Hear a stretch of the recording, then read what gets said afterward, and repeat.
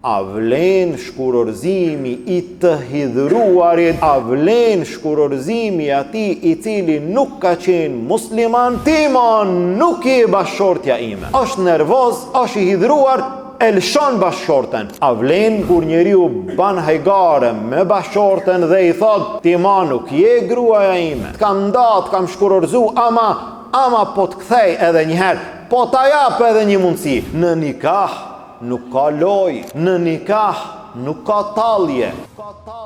Innal hamdalillah nahmaduhu ta'ala wa nasta'inuhu wa nastaghfiruh wa na'udhu billahi min shururi anfusina wa min sayyiati a'malina. من يهده الله فهو المهتد ومن يضلل فلا هادي له وأشهد أن لا إله إلا الله وحده لا شريك له وأشهد أن محمدا عبده ورسوله اللهم صل على محمد وعلى آل محمد كما صليت على إبراهيم وعلى آل إبراهيم إنك حميد مجيد اللهم بارك على محمد وعلى آل محمد كما باركت على إبراهيم وعلى آل إبراهيم إنك حميد مجيد. Falënderimi I takon Allahut subhanahu wa ta'ala, atë falenderojmë dhe vetëm prej Tij ndihmë dhe falje kërkojmë. Salavatet dhe selamet tona ja dërgojmë dashurit ton Muhammedit sallallahu alaihi wasallam, familjes tij, shokëve të tij dhe gjithë atyre që pasojnë rrugën e tij deri në ditën e gjykimit.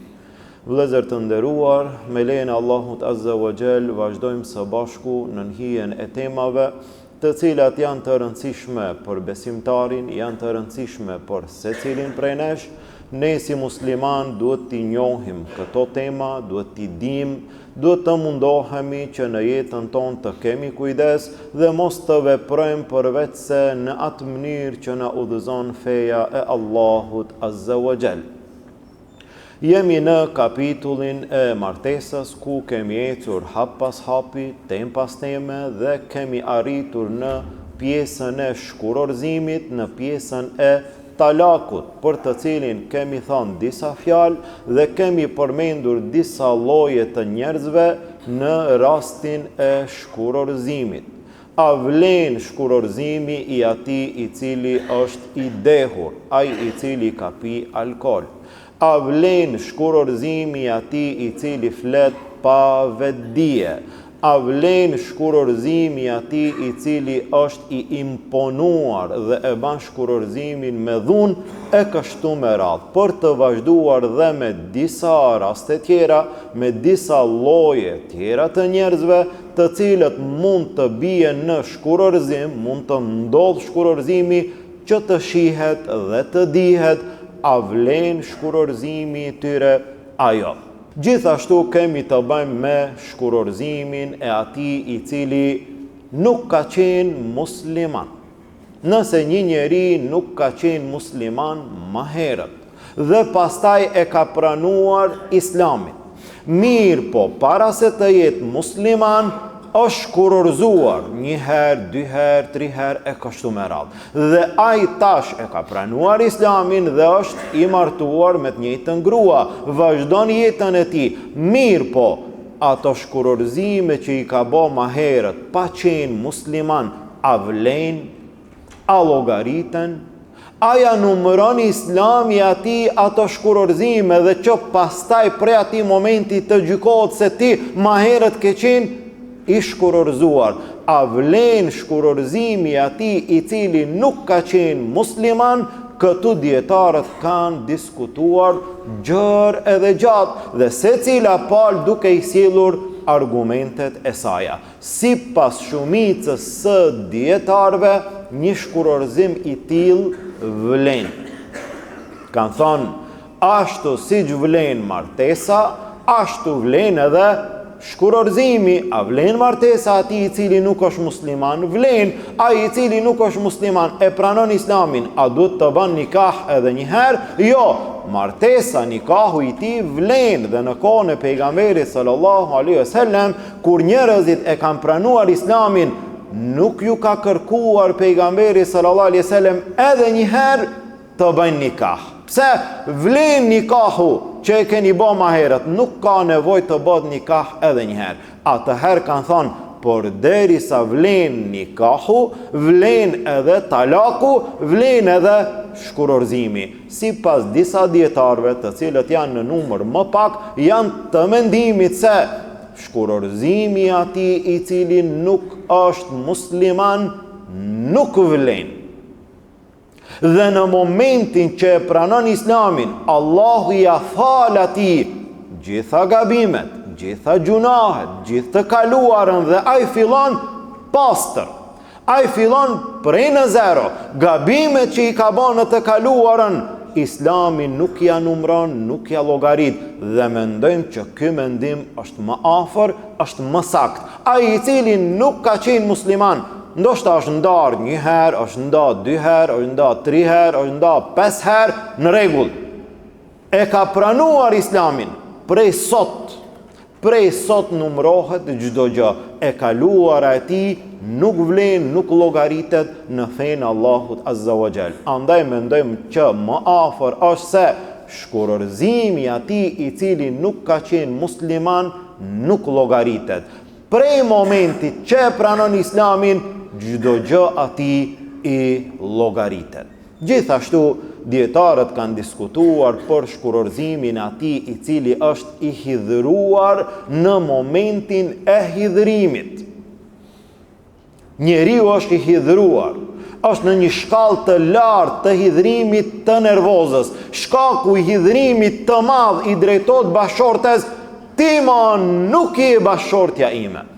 Ti je e lëshuar, ti je e shkurorzuar, une me ty prej sot jemi nda, nuk jemi ma të martuar, jemi nda, ti je e ndar.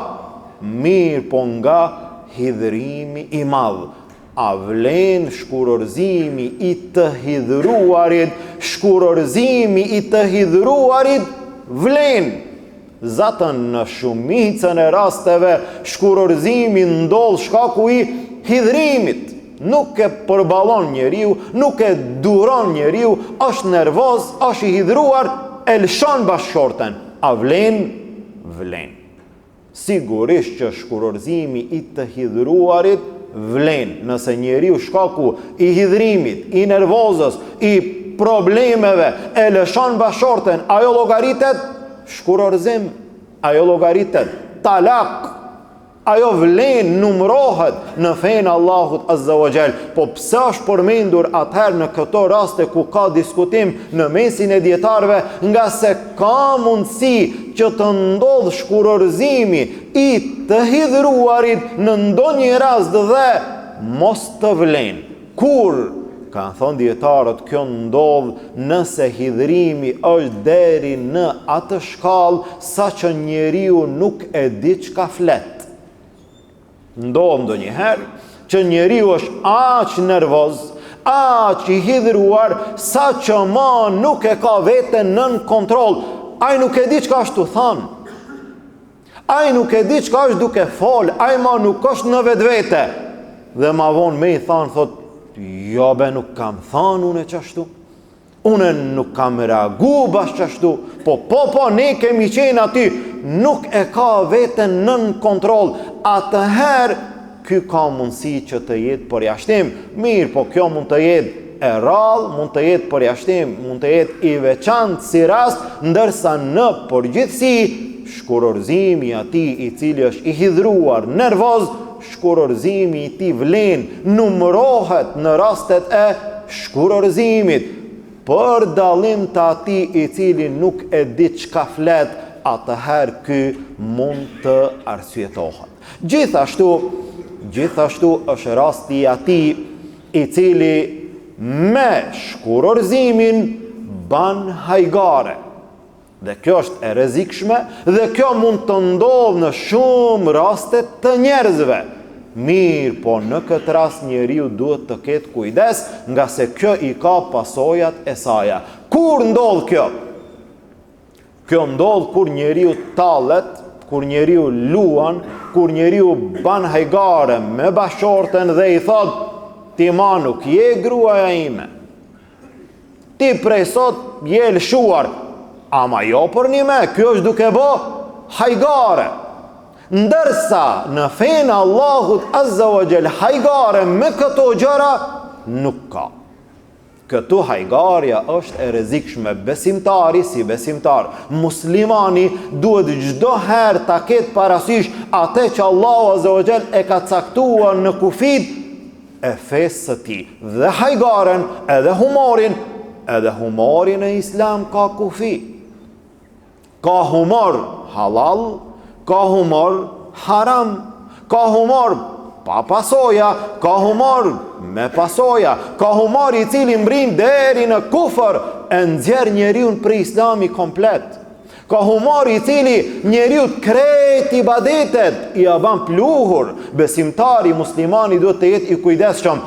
Ani se është hajgare, jo me çdo gjë bëhet hajgare. Ti mundesh me bë hajgare me disa gjëra të lejuara në raste të caktuara ku nuk prish gjë. Në disa raste vetë pejgamberi sallallahu alaihi wasallam është sjell në atë mënyrë me disa sahabët për të qeshur apo për relaksim, për ambient, për atmosferë, me kufit e caktuar. Mirë po janë disa gjëra me të cilat nuk bëhet hajgare. Dhe në këtë rast, apo në këtë çështje, pejgamberi sallallahu alaihi wasallam tha, thalathun jidduhunna jidd wa hazluhunna jidd. Janë tri gjëra të cilat si në raste serioze, si në hajgare, ato llogariten serioze. Janë tri gjëra. Si i tha ti për një me, si i tha duke bo hajgare, duke luajt, ato llogariten për një me. Dhe këtu, në këto tri gjëra, nuk ka hajgare. Këtë besimtari duhet ta fut në mendjen e tij, në zemrën e tij, gjatë gjithë jetës së tij, ta ketë parasysh, ta di që në këto raste nuk ka hajgare, le hajgare në raste tjera, në këto raste nuk ka hajgare, bane hajgare, të logaritet si kur e ke thanë serioz, një mend dhe vlen. Cilat janë këto tri raste, tha pejgamberi sallallahu alaihi wasallam, en nikah, martesa, nikahu, në nikah nuk ka hajgare, në nikah nuk ka loj, në nikah nuk ka talje. Si mund të ndodhë një gjë e tillë? Nëse ti ulesh për të bërë nikah ndërmjet një djali dhe një vajze, familjet e tyre në rregull, ne do të bëjmë nikah. A je ti dakord për martesë me filanin apo me filanën? Thot po, unë jam dakord. Nikahu u bë, ti je dakord? Ja, thot unë veç hajgare, po çfarë martese more? Ku martohem unë me atë? Hajgare kam bo. Ti ke bo hajgare. Në fenë Allahu ti je i martuar. Pse? Në nikah nuk ka hajgare. Nikahu nuk është loj. Nikahu nuk është talje. Nikahu është ibadet, është çështje serioze. Nuk toleron hajgare. Në nikah nuk ka hajgare. 2. At-talaq, shkurorëzimi. Në shkurorëzim nuk ka hajgare, nuk guxon, nuk është në rregull, nuk është e drejtë që besimtarit ti thot bashortes, ti ma nuk je gruaja ime. Ti prej sot je e shkurorëzuar. Ti je e lëshuar. Ti nuk je bashortja ime. Dhe pastaj ajo në momentin që i dëgjon këto fjalë, fillon ky dhe mundohet që ta përmirëson. Jo për një me. Hajgare isha të bo. Ti ishe të bo hajgare, ama në fenë Allah dije që të është numru një talak. Një shkurorëzim ndodhi. Tu bo hajgare, ti ban hajgare prap, ama shkurorëzimi vlen. Në këto tri gjëra, këto të llogariten serioz. Ishe serioz, nuk ishe serioz, të llogariten. Andaj duhet kujdes, Andaj besimtari duhet t'i njeh, duhet t'i di kufijtë e fesë Allahut Azza wa Jall në mënyrë që mos të bie në gabime të tilla. Dhe e treta, tha pejgamberi sallallahu alaihi wasallam, war-raj'a, edhe kthimi i bashkëshortes. Nikahu 1, talaku, shkurorëzimi 2, kthyerja e bashkëshortes 3. Kur ka mundësi të ndodh kthyerja, është nda buri nga gruaja, ndoshta e ka qu të shtëpia e babës dhe e nanës, janë shkurorëzuar dhe pastaj çka ndodh? Pastaj buri i thot, aj se po të kthej edhe një herë. Të kam nda, të kam shkurorëzu, ama po të kthej edhe një herë, po ta jap edhe një mundësi. Ta mama jo me ndonë që po kthehet të buri i saj, po çfarë kthimi be ti mo kur? Hajgare unë jam kanë duke ba me ti. Hajgare jo. Kjo në sheriat vlen.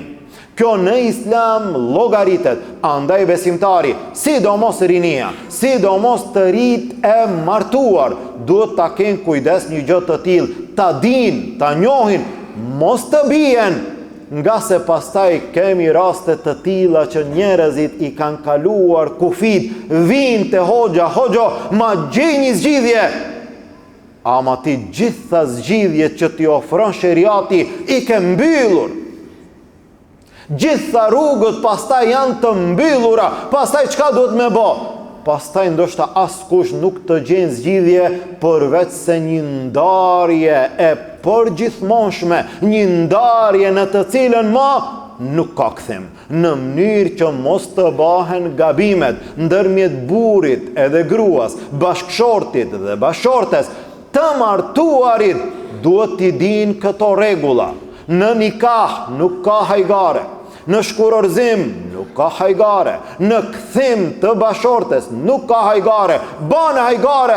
Një gjë e tillë vlen, ty të numrohet në fund, Allahu ta dhasht hajrin, se pas asaj ndoshta vështirë që gjen edhe zgjidhje. Për të mos arritur në një problematik të tillë të vështirë, besimtari duhet të jetë i kujdesur në gjuhën e tij, në sjelljen e tij, në raportin e tij me bashkëshorten e vet, në mënyrë që mos të ketë pasoja të tilla. Andaj bëhet fjalë në këtë temë për talakun atij i cili nuk ka qenë musliman, për shkurorëzimin atij i cili ka qenë i hidhruar dhe për shkurorëzimin atij i cili ka qenë duke bë hajgare. Pra janë këto disa raste që ne duhet t'i dim, a vlen shkurorëzimi, a nuk vlen shkurorëzimi, në mënyrë që martesat tona të jenë në rregull, të jenë valide, mos të ketë defekte, mos të ketë mangësi, mos të ketë probleme dhe ne të vazhdojmë në një jetë martesore, ndërsa në realitet ajo jetë martesore vetëm së shprishur apo i ka pasojat e saja. Pas kësaj vjen gjithashtu ndarja e shkurorëzimit, shkurorëzimi i qartë dhe shkurorëzimi i paqartë. Kur ndodhin këto raste, kur llogariten të tilla, të gjitha këto janë tema që mbeten për neve në ligjeratat e ardhshme, nëse Allahu Azza wa Jall na mundson. Ne lutim Allahun Azza wa Jall, Allahu në martesat tona të na jep harmoni, Allahu në martesat tona të na jep lumturi, Allahu në martesat tona të na jep jetë islame me të cilën Allahu është i kënaqur. E lutim Allahun Azza wa Jall, të gjithë ata të cilët janë të martuar, Allahu martesën e tyre ta bekon. Të gjithë ata të cilët nuk janë të martuar, Allahu martesën e tyre ta lehtëson. Amin. Walhamdulillahi rabbil alamin. Wa subhanaka Allahumma wa bihamdik, ashhadu an la ilaha illa ant, astaghfiruka wa atubu ilayk.